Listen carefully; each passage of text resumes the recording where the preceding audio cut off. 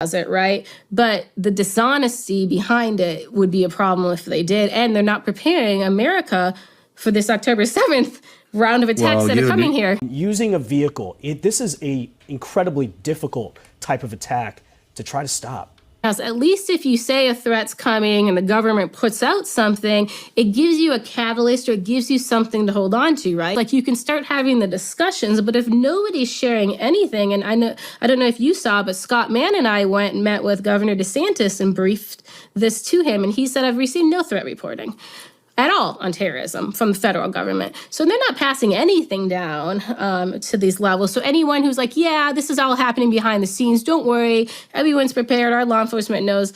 Most of the country, some of the attackers went through suicide bomber training and they have these vests. And then we think there's these Fidean attackers who will carry on until they're killed. You just rephrase that. So these guys are trained and they are going to fight until they're killed. Of a car into a crowd of people on Bourbon Street in New Orleans, killing a number of people and injuring dozens of others. The subject then engaged with local law enforcement and is now deceased. Now, they have warned us many times. Shout out to the Sean Ryan show. I am obviously going to tag them in this. I don't care who sees it. Prepare, because they are not playing. Like, screw all the holidays. I was not even really worried about New Year's yesterday. I was trying to do my studies and everything. Yes, I went live and stuff like that. That's because it was New Year. I knew something was going to happen. Something weird was going to happen somewhere. And look, a bunch of people lost their lives because we're not ready at all. Nobody is ready. Nobody's worried. Everybody is so worried about Biden and Trump coming in the office. Guess what? Biden and them are the ones that didn't tell nobody about none of this stuff. None of this stuff is being told to us by our government.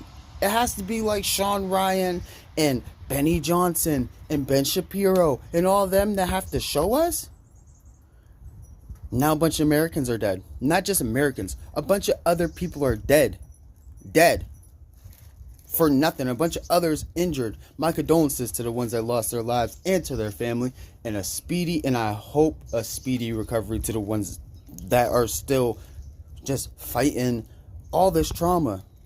That's all it is. They're coming in waves. They already said it. They're going to attack in waves. What's to tell you that they just did this in Germany and then they do it here? You don't. And then the drones that are flying over. Like, come on now, bro. You don't have to be a rocket science to understand that there's a threat here.